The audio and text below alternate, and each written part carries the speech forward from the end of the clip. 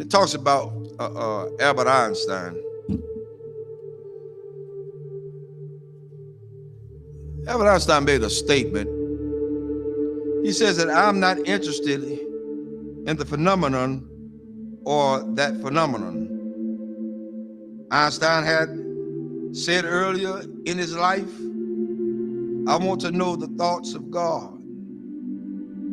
The rest are mere details. But as he lay there dying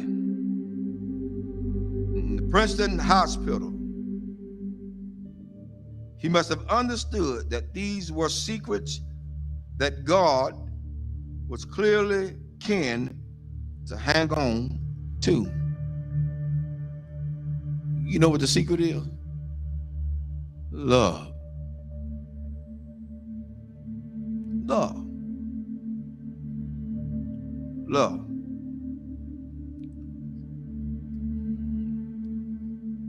I'm going to share something tonight with everybody, and hopefully it'll hit close to home. To understand the mind of God is to understand the power of love. God is love. 1 John 4:8 says that God is love. Without love, there would be no forgiveness. Without love, there would be no structure. Without love, there would be no mercy. Without love, there would be no kindness. Without love, everything else would go completely out the window. I learned this week. Took some people to let me know that I was still hurting. And I'm gonna let everybody know tonight. This is my reality. Not to slight anybody. A lot of things that I know I hadn't always done right, hadn't been right. But I had an incident this week to wake me up real good. At certain points, we can give our children what we didn't have so much until we forget about teaching them structure. This week, I learned at some point you won't be respected. And that's for everybody. You're not going to be respected because they feel the way they feel. They're emotionalized. They're emotional creatures. Therefore, they don't know. But I did the one thing I thought that I would never do. Turn and walk. That's where I was.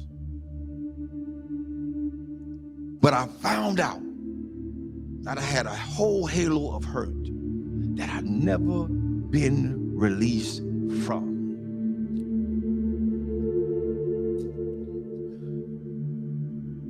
My respect factor has never really been known because I never got it. Never got it. People say they respect you. Say they love you. Where is it?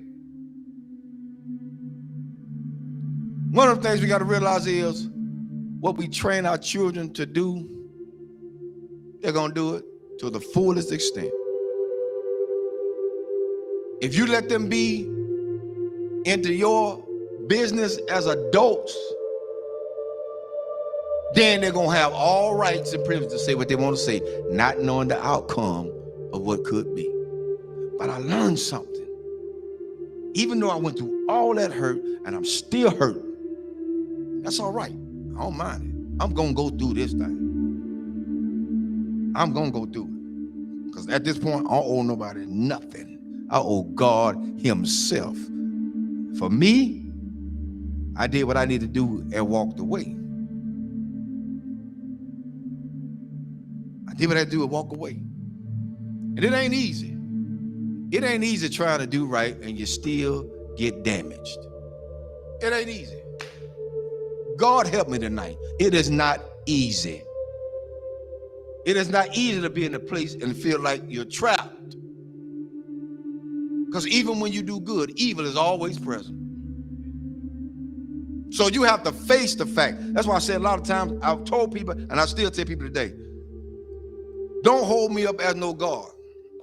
Because I'm going to fall. And I'm going to make you fall. Don't hold me as no God. I'm going to make some decisions that folk just is not going to like. I'm going to turn over some chairs and some tables that people are not going to even be able to imagine that, whoa, the Reverend did that. Oh, yes, because I'm human. I'm human. I'm human. One thing I learned from all this is that you don't have to stay where you're not welcome. Thirdly, I ain't studying nothing nobody say. I came in this world alone. I'm gonna die alone. So you got to stand for yourself. I'm teaching my children that now, and I'm teaching them that from a distance right now. Because what could have happened didn't. And I love all of them. I love everybody. I love everybody. But there comes a point in your life you got to let go. You got to let go. How long do you have to put up with a lot of stuff? You did your part. You did what you can do. Now it's time to let them go. A lot of parents out there suffering now, and I'm telling all parents out there now, you done did all you could with your child. They're in their adulthood. They think they know it all. They done seen the world. They got more sense than you. Let them go. Release them in the Lord's hand. If you get in the way, you get in the way of God's hand. Get out the way. Because whatever God got for them, that's what he's going to get. Well, that's how it is. Children shouldn't be involved in the parents' business. Amen. I'll say it again. Children should not be involved in their parents' business. Whatever go on between those two, that's their problem. Not the children. But the children are affected by it. But guess what? It's up to those parents to sit the children down and talk to them together, not apart. Together. Together. You want to stop a whole lot of confusion? Talk about it together. You don't want to break down the communication? Talk about it together. At this point for me going forward, that's what we're going to do. And if they can't do that,